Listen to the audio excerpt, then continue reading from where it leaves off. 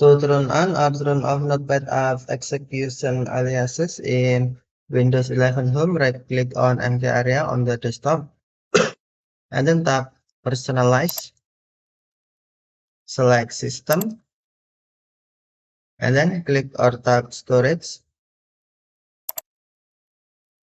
tap or click Apps and Features, and then select More Settings,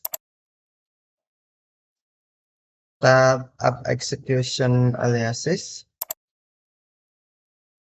and then on Notepad, tap Switch until on to turn on or tap Switch until off to turn off. Apps can declare a name using the app from a command prompt. If multiple apps using the same name, choose which one to use. Okay, thank you for watching. Have a nice day.